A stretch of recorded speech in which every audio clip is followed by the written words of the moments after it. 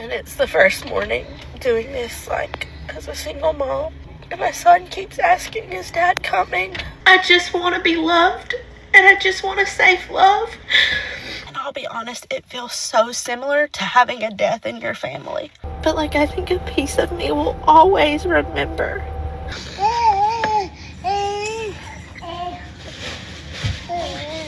Anyways, yeah. Divorced woman absolutely destroys her life, and of course, she can't stop crying about it. Let's jump into this hilarious episode. I'm sitting here in the car rider line to drop my son off at preschool. And it's the first morning doing this, like, as a single mom. Dad wasn't home last night. And my son keeps asking, is Dad coming?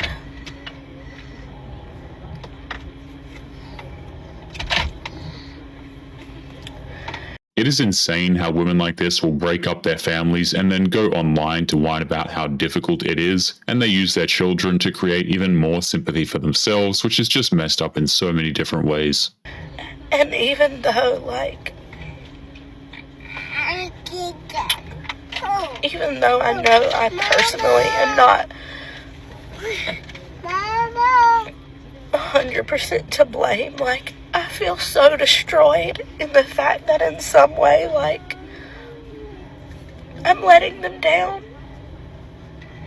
And that in some way, like, because I'm choosing this separation, like, I'm causing them trauma that they will later have to heal from. And nobody, like, can prepare you for these emotions.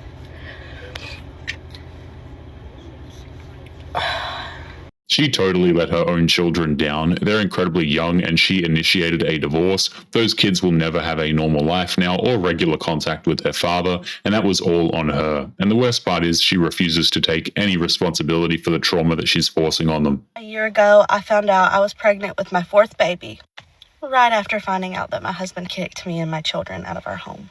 I am going through so many emotions today, a year later. When I first found out about that pregnancy last year, I was so upset. I was devastated that we were having a fourth child. I struggled with so many emotions then because I wasn't supposed to be able to have children. And God has thankfully blessed me with 4 beautiful children. For context, the reason why her husband kicked her out of the house was because he found out that she was cheating on him, but naturally she's going to leave that part out because if she said that, then that would mean she did something wrong. Was in such a emotional conflict of how could God be giving me and my husband that baby, but also so thankful. That's gone on over the course of the year from when he had kicked me and my kids out of our home and just the stuff that's going on now. That is why I was so upset about the baby. I wasn't necessarily upset about the baby. I was upset that another child was going to be without a dad full time. Women like this don't care if their children don't have regular time with their fathers. If they actually did care, they wouldn't be filing for divorce, disrespecting them online, or just whining about everything. Their husbands are men they deeply resent for no reason. I was upset that another child was going to have his dad not be present. When I think about me and my husband separating and divorcing, that makes me feel like the biggest failure as a mom, because I feel like I failed them in the choice that I made when I picked who to spend my life with and who to have children with. And if none of this makes sense to you, please keep scrolling. But if this resonates with any of you, please know that you are not alone. This begs the question, when she says that, it makes you wonder if the 4th child is even her ex-husband's. It even calls into question if the other 3 are. We'll never know because she'll never tell us, but you have to take what this woman says with multiple grains of salt. I can tell you a year later that baby is such a ray of light in my life. But I still have those emotions of just feeling like such a failure if me and Dad separate because I am taking a father away from 4 children. And I know that I'm not technically doing it, but that's just how it feels in your head, is that your choice of who you married and decided to have kids with played out this way, and this wasn't the way you envisioned your life? She keeps using incredibly emotional language. The man I chose to have kids with sounds like an odd thing to say, but she's using that to try and create as much sympathy for herself as possible. It's incredibly dramatic and it's fooling nobody. And I'll be honest, it feels so similar to having a death in your family. I have so much respect for single moms. You guys are true rock stars. Truly can't believe it's been a year since I found out I was pregnant with him. And for those of you that have been along for the journey, thank you for the love and support. Bye, guys. The amount of fake support that these women get on TikTok is unreal. They get divorced, they make a mess of their lives and the lives of their children, and they get an impossible amount of support from other single mothers in the form of comments and likes. I just want to remind you guys, if you're asking for a safe love, like that shouldn't be too much to ask for in your life. I know for me, like, in my marriage, especially when only being like 5 months out from having my third child when it occurred, I struggle so bad because, like, I just want to be loved. It's so weird watching modern women complain about wanting to be loved, but they can't define the word. It's just this magical feeling that they can't describe, but they expect men to know what they're talking about. It's yet another word these women have rendered completely meaningless at this point. And I just want a safe love. And I feel like I've never had that. I feel like I didn't have a safe love, like, in my parents. It was conditional. And I feel like I've never experienced a safe love, like as an adult. She keeps using the phrase safe love, which makes no sense. We hear this kind of crap from modern women all the time about how they never feel safe in relationships. It's rather funny how these women keep finding all of the men who are all conveniently unsafe, wouldn't you say? Second, I do not necessarily believe that if you do it once, you'll do it again, and that people don't change. When me and my husband met, I was not in the best place. Just personally, I'd come out of a very physically abusive relationship, and I didn't want any kind of commitment. I liked my husband. I wanted to date him. I wanted to have fun with him, but I did not want commitment. Modern women insist that their pasts don't matter. There's always some excuse. Oh, I was young and stupid, or I was in a dark place at the time. We hear it far too often. It changes absolutely nothing. The fact is, if they are promiscuous like that, they aren't to be trusted. And that man fought for me day and night when I was the worst version of myself. Me and my husband have known each other since we were younger. And during that time, I was not myself. And he fought to get me back to who I was. I was not good to him. I honestly could care less at the time. And he really, like, fought for me.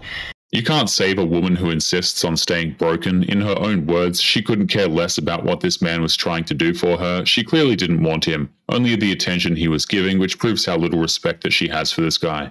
And I am changed. I'm a product of a changed person who did it once and would not do it again because of the love that man showed me and because of God.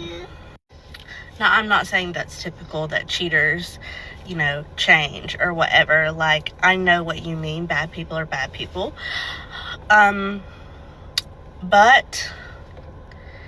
I know that people can change. If you have to proclaim to the world that you have quote-unquote changed, then not much has really changed. You prove that through your actions, not by sitting in a car while your baby is crying next to you. Anyone who has stayed knows it takes work, dedication, healing, forgiveness, so many other things from both people. It's not the easy choice. And leaving is not the easy choice. Breaking up your family, starting a new life, that is not the easy choice. No choice is easy. But I don't think that people don't change because I am here a product of a changed person. If a woman ever cheats on you, the only thing you can do is walk away. She has already proven how little you mean to her, and there is no going back from that. Her mind will never be changed once that happens. Staying with her will just make things worse after that. You seem to be handling everything so well. I wanted to talk about this. I didn't really touch on anything about co-parenting or the divorce over the weekend. I went traveling with my kids, and I did vlog our travels, but I really just focused on some time with them and tried to get my mind off of things. But I try to share both sides on here, the good and the bad, in an appropriate space, what's appropriate to share. But let me tell you, I am not okay. There are nights after the kids are asleep, I'm laying on my bathroom floor screaming, crying, pleading with God, and begging for mercy. We already know she's barely keeping it together because she records herself crying and whining in her car about how hard things are. She brought all of this on herself, and even at her worst, she refuses to take accountability for the mess that she made. So, and healing is not linear. There are days that are really great and days that are really hard. And I feel like I have so much to mourn, and I'm aware that it's okay for that to be a process and take time, because I will be mourning a marriage. I will be mourning a family. I will be mourning somebody who was my best friend, my partner in life, and that will probably, when I get to that aspect, hurt the most. It takes a lot of nerve to say that you're mourning the end of a marriage to your best friend when you're the one who cheated on him. That's such an obvious lie, and she keeps bringing it up to try and milk validation from her following. It's all an act for her. Because when I think about those aspects, those are the things that makes me so emotional. I'm going to be mourning, my kids' relationship with their dad, because even though they'll have one, it's not going to be the same. It's already not the same. There's just a lot to mourn. I'm going through my 5th pregnancy completely alone. And while at times we have been able to be cordial, there is no checking in on me, and there's none of that. How I'm doing, how the pregnancy's going. She is pregnant with her 5th child, and those kids won't have a father in their lives. She's clearly not stable, and those kids will never have a normal upbringing at all. But naturally, the problem is that her ex-husband isn't checking in on her to make sure that she's all right, apparently. He has come and he has co-parented and he has helped, and that was great. But there was a shift in our co-parenting also over the weekend. You guys have known, because I've come on here and talked about it, that, he was showing up. He was calling the kids morning, noon, and night, texting every day, checking in on them, talking to them throughout the day, multiple times a day. He was coming over as often as he could. It was almost like anytime he could find a reason to come, he would come. He would be super helpful. He would spend time with them. And then it was his weekend to go south. And I had kind of already prepared for this in my heart. I know him and I know his patterns and behaviors, and so I was kind of prepared for it. With that shift, you know that she's got something to hide. That's why she's trying to demonize this man as much as possible. First, she's building him up to make him seem like a good guy, but now she's going to rip into him to make him look worse. But he didn't call the kids all weekend, didn't try to talk to them, and might have checked in with me here and there to see, if they were okay or whatever. And his way of making up for it is helping extra financially or whatever, and trying to mend it after. And that's kind of always been a cycle. For some reason, he can't do both. If he's being dad to his older son and daughter, he for some reason can't be dad to our kids, or he feels like if he's being a great dad to our kids, then he can't be a great dad to them. And I don't know why he can't find the middle ground, but he never has been able to, and it makes me incredibly sad. There's always a complaint. Even when he's trying to be a good father, she's still going to nitpick and say that he's not being a loving father equally to all of the kids. Even when she's leaving him, she still demands more of him, by the way.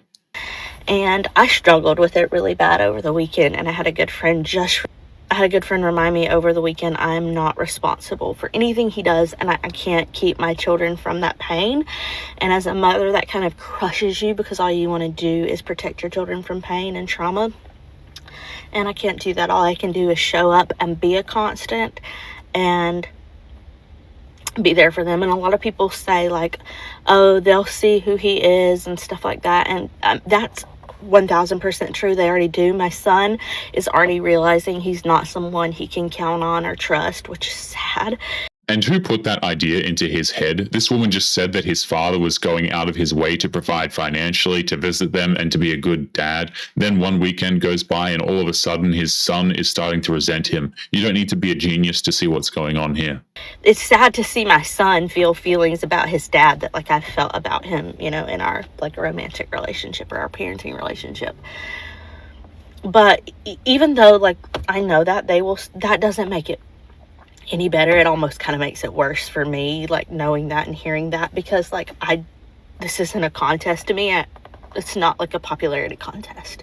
These are my children, and I wish their dad was someone who was constant and could be counted on. And he proved he could be counted on back when they were married, and he was providing regularly for them. But now with the divorce, seeing his own children has become a minefield that involves the family court system, and yet somehow that's all his fault. I have kind of kept my mouth shut on everything and just kind of talked about my experiences. But there was, like, a shift in that over the weekend too, because he's allowing the people in his circle to speak so negatively about me. I'm a horrible mom. This baby can't be his, even though it 1000% is, and I cannot wait for a DNA test to just shut everyone up, because there literally is a 1000% chance that it is 100% his. Like, I have not been with anyone in any way since I started dating him, so there wouldn't be a chance in the world for it to be anybody else's baby. It's interesting how she wants a DNA test, not to put her ex's mind at ease or to confirm the children are theirs or anything, but because she wants to spite her ex's friends and get them to shut up on the matter. It really brings her credibility into question. And then over the weekend, like, things were said that got told to other people, so it was spread that, like, we're getting a divorce, and it's all my fault, which is so funny to me, because if I came on here and told my true story from when things changed, which is when we started having children, you guys would not believe the stories, because I didn't believe them. I lived in it, and I didn't believe them myself, and I was living in it. If the marriage was truly that awful and her ex-husband was truly a monster, then she would be airing out those details in a heartbeat. She wouldn't be keeping those things to herself, because it would deny her the validation that she needs from the videos that she posts. So it's just really frustrating that there's been a shift in our co-parenting. It's not cordial at the moment. And I just find it really frustrating that this man can't hold adults in his world accountable for their actions and the things they say, and ask them to remain respectful to the mother of 4, almost 5 of his children that he has spent almost 6 years married to and 7 years with. So word on the divorce was going to get out eventually, and the fact is her ex needed to get some perspective by talking to people he trusted, but because nobody sided with her, she's upset and blames her ex for not defending her honor, even though she's the one who ruined everything. Yeah, I'm not handling everything well. I'm handling it to the best of my ability, because I have 4 kids who depend on me to do so. And don't get it twisted, my kids see me cry when I'm sad. They see me cry sometimes. We talk about emotions. We talk about sadness. We talk about anger. When I'm angry, we talk about appropriate ways to handle anger. And there's times I'm not at my best. I was so thankful over the weekend. My son was just lashing out. He had a lot of big emotions, expressing how angry he was at his dad, how he wished someone else was his dad. And it manifested in him not listening to any adult. He was acting out, and I was losing patience in the parenting aspect of it. I could see the emotional side, but I was still losing patience as a parent, and my mom was able to step in and be like, you got to take a step back, you got to calm down, because this isn't him just being defiant, not listening to you. This is coming from an emotional place. This is just living proof as to why divorce is horrible for the children. Her son is not going to have any form of emotional boundaries, and he's never going to learn to control his emotions because she stripped this kid of his father. And through all of this, she still needs to make it about her, by the way.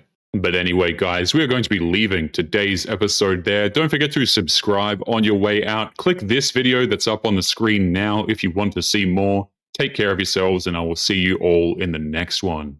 Peace.